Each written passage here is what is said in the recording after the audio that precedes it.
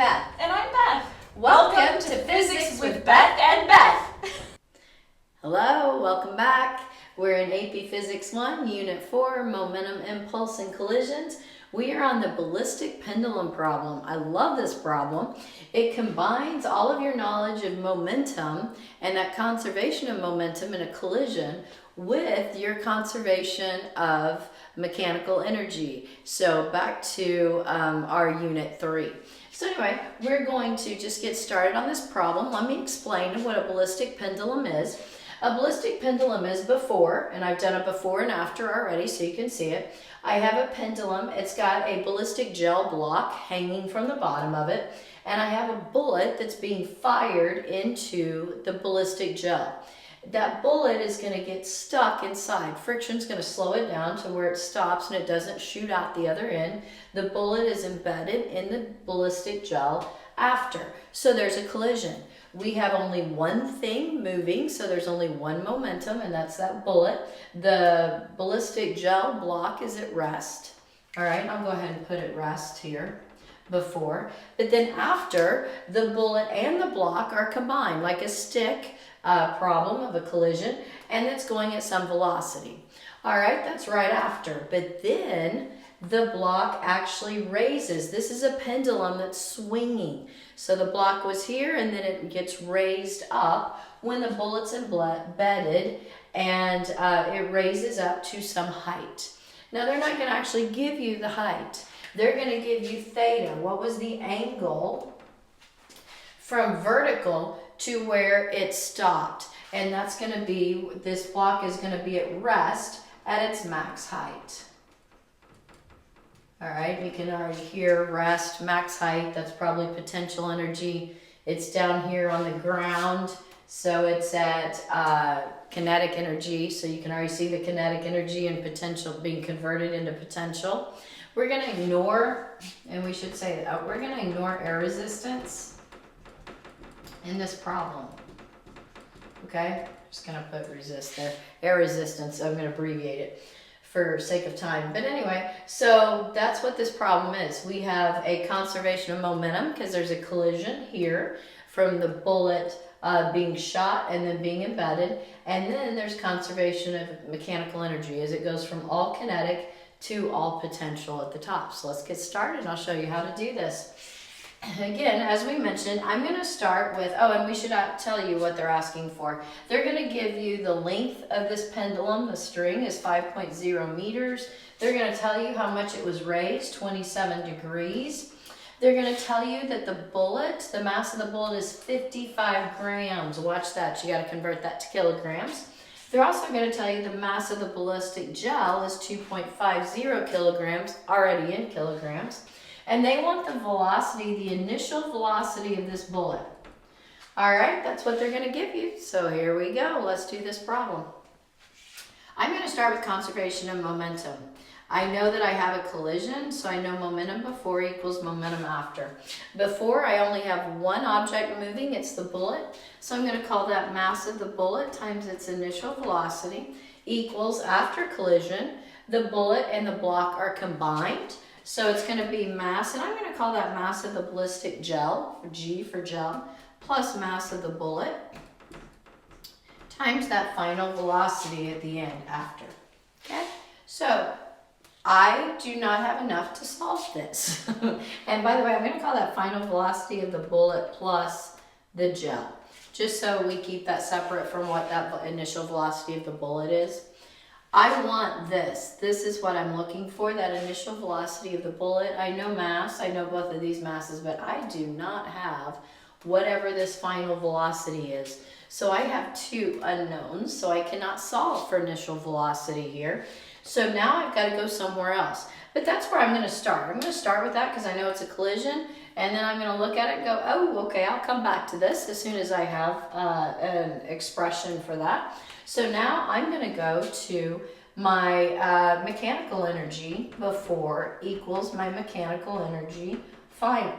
Now, and that should say initial, not before. And I'm going to go from here's before when it's swinging. So this is going to be position 1, and this is going to be position 2.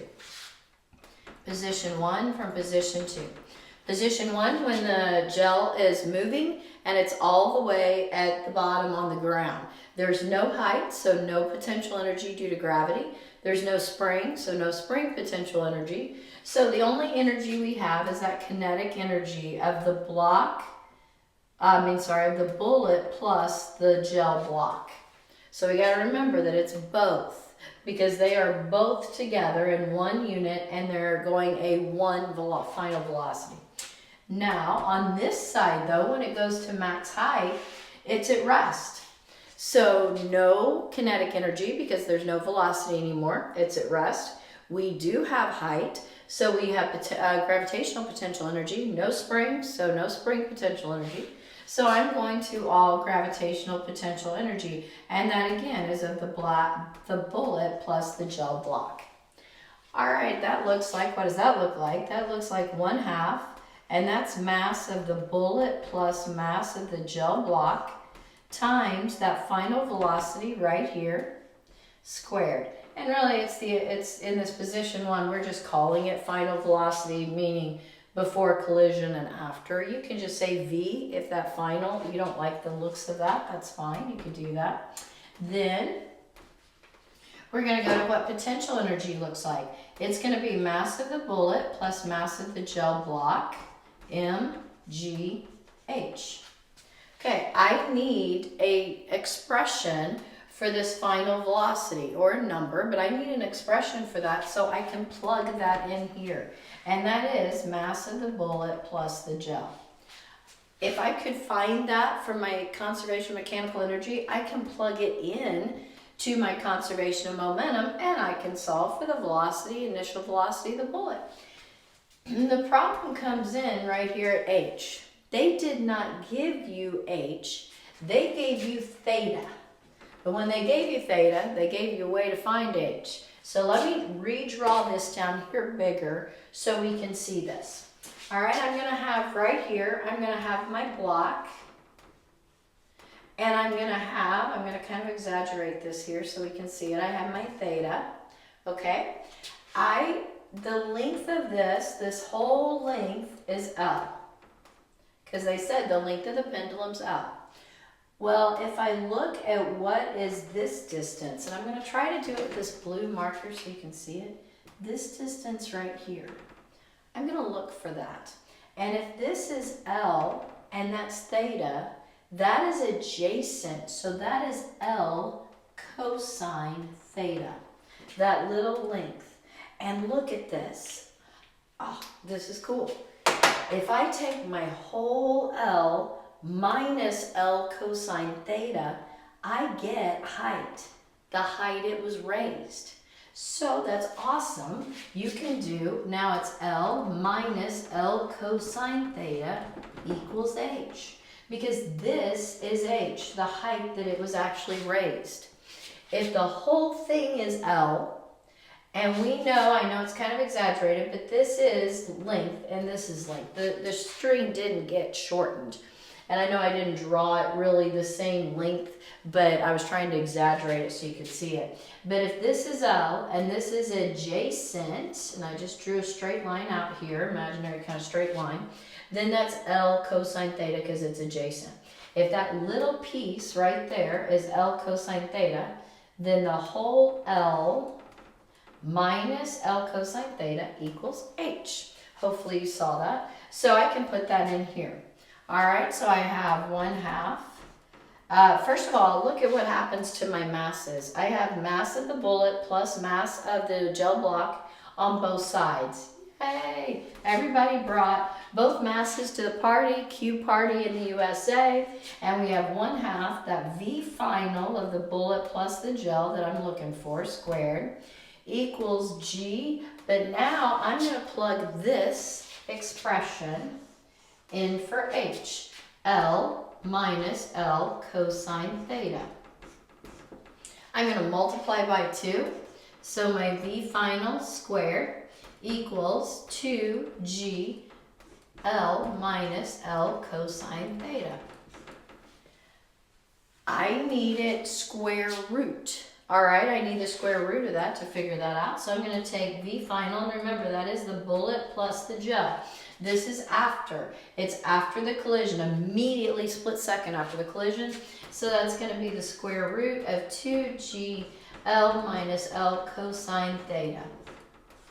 Now, you could actually get a number here if it would bother you to take that expression and plug it in right here. You can actually get a number for that. That's going to be the square root of 2 times 9.81. The length we said was 5. That's going to be 5 minus 5 cosine.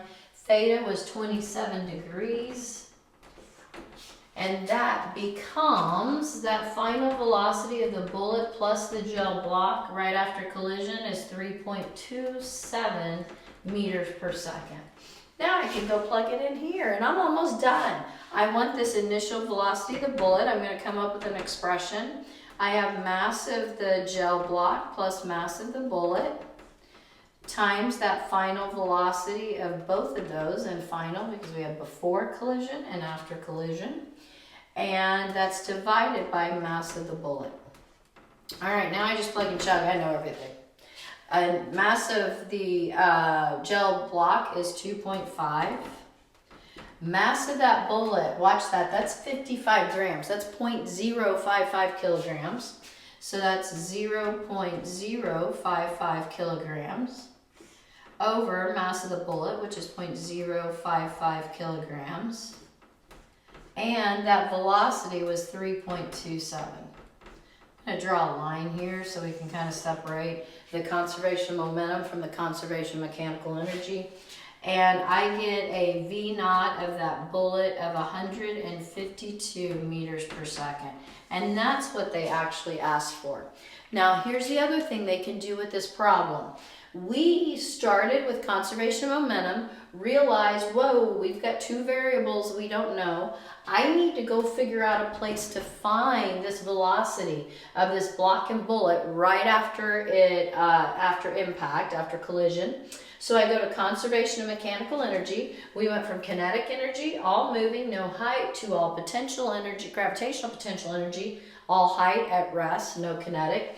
We found an expression for that final velocity of that bullet and gel block at the bottom of the pendulum, plugged it in, and I got my initial velocity of the bullet. Now, how the problem could be asked is find the height, and they don't give you theta, they want max height of the pendulum. How high does it swing up? Well, in that case, you do it in reverse. We still start with our conservation of momentum, just like we did before. But we're actually going to be able to solve for that. They would give you the mass of the bullet and the velocity of the bullet and the mass of the gel. And you would solve for that velocity right after collision. And then you would go plug it in to your conservation of mechanical energy and solve for height. And then if they said, well, we really don't want height, we want theta, then you would know your height, you could get your height, and you would know length of your string, and you could solve for theta. So you would just be doing it, you would be finding that velocity in conservation of momentum to plug into conservation of mechanical energy, versus how we did it, finding the velocity in mechanical energy and plugging it into momentum. It just depends on if they ask for maximum height or theta. It's really the same. You can get both of those from your mechanical, or if they ask for initial velocity of the bullet. Now, here's another thing they could ask, and I'm going to erase this really quickly and then we'll be done with this problem, is that they could ask, hey, what was the friction force that stopped the bullet? That stopped the bullet in the ballistic gel. If it traveled 0.05 meters before stopping in the gel.